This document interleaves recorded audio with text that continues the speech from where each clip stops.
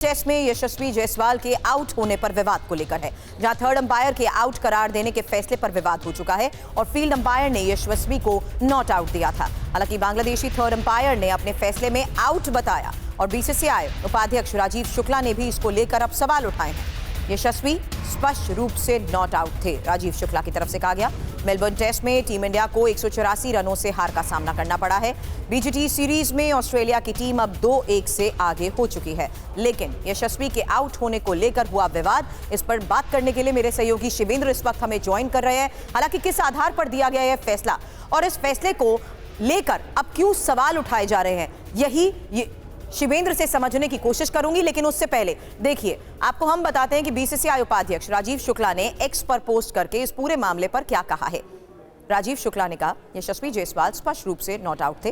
Third umpire को इस बात पर ध्यान देना चाहिए था कि तकनीक का सुझाव दे रही है। क्या सुझाव दे रही है? फील्ड अंपायर का फैसला बदलते समय थर्ड अंपायर के पास ठोस कारण होना चाहिए। हालांकि मेलबर्न टेस्ट में थर्ड अंपायर विवाद पर कैप्टन रोहित शर्मा की तरफ से क्या कहा गया, ये भी जानिए। रोहित शर्मा का ये कहना है कि उस समय क्या हुआ, टेक्नोलॉजी में कुछ भी ठीक से दिखा ही नहीं।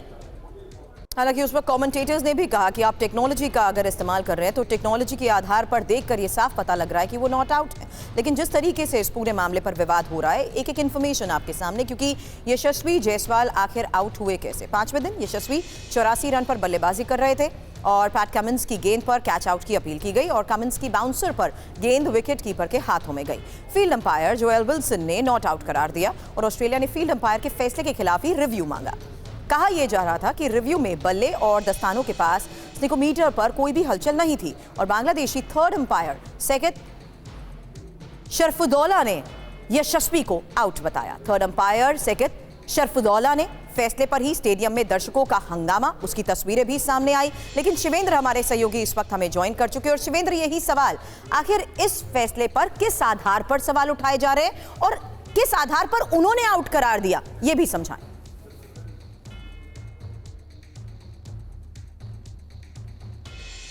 सुरभि, दरअसल हम लोग जो कहते हैं ना कॉन्क्रीट एविडेंस, यानी ठोस सबूत, पुख्ता सबूत, ऐसा कोई सबूत था नहीं।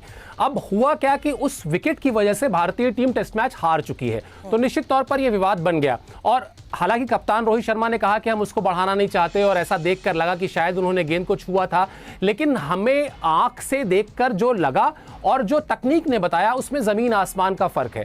अब हम बता देते हैं कि अमूमन होता क्या है। अमूमन ये होता है कि अगर अंपायर ने, मान लेते हैं फील्ड अंपायर ने आउट दिया होगा और फील्ड अंपायर के आउट देने के बाद यही अपील, यही रिव्यू यशस्वी जायसवाल ने मांगा होता, तब अगर ऐसा स्निकोमीटर होता तब शायद थर्ड अंपायर के पास ये फैसला था कि वो कहते कि नहीं, मुझे कोई कॉन्क्रीट एविडेंस नहीं मिल रहा है कि मैं फील्ड अंपायर के आउट दिए गए फैसले को बदलूं, तब वो ना बदलते। लेकिन यहां स्थिति बिल्कुल उल्टी थी। यहां फील्ड अंपायर ने नॉट आउट दिया। फील्ड अंपायर के नॉट आउट देने के बाद मामला थर्ड अंपायर के पास पहुंचा। थर्ड अंपायर के पास पहुंचने के बाद स्निकोमीटर जो तकनीक है उसका इस्तेमाल किया गया और उसमें भी कुछ नहीं दिखाई दिया।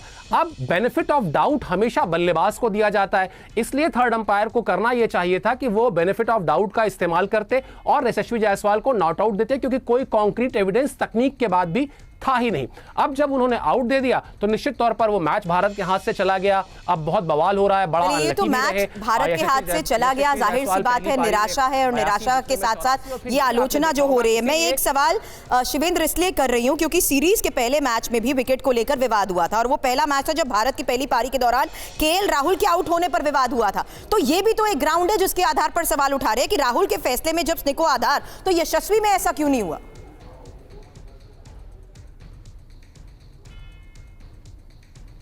वही मैं कह रहा हूं कि कॉन्क्रीट एविडेंस या पुख्ता सबूत यही कहते हैं। आपको आउट नहीं दिया जा सकता था अगर आप उस नियम के तहत बात करें जहां पर आप कहते हैं पहली चीज कि अगर थर्ड अंपायर फील्ड अंपायर के फैसले को बदल रहा है तो उसके पास कोई पुख्ता सबूत होना चाहिए, जो इस केस में नहीं था। दूसरा बड़ा बेसिक रूल कहता है कि क्रिकेट में जब भी कोई डाउट है तो उसका संदेह का लाभ हमेशा बल्लेबाज को दिया जाना चाहिए, जो नहीं दिया गया। तो निश्चित तौर पर भारतीय टीम, जैसा हमने कहा भी कि भारतीय टीम मैच हार चुकी है तो विवाद हो रहा है। और फिर जो फैंस थे स्टेडियम में, अगर आपने देखा हो तुरंत उन्होंने चीटर चीटर कहना शुरू कर दिया, बल्कि पोस्टर्स बनाकर उन्होंने दिखाया अपने आप को, अपने गुस्से को दिखाया। क्योंकि ये सीरीज के सिर्फ एक मैच की बात नहीं है, ये बात है उस अप्रोच की कि थर्ड अंपायर कैसे फील्ड अंपायर के फैसले को बिना किसी कॉन्क्रीट एविडेंस के बदल देता है। ऐसे तो फिर तकनीक भी आप नहीं मानेंगे तो फिर मानेंगे क्या, सवाल ये है। बिल्कुल, बहुत बहुत शुक्रिया शिवेंद्र हमें ज्वाइन करने के लिए और आसानी से समझाने के लिए कि आखिर क्यों इस पूरे मामले को लेकर विवाद और सवाल उठते रहे।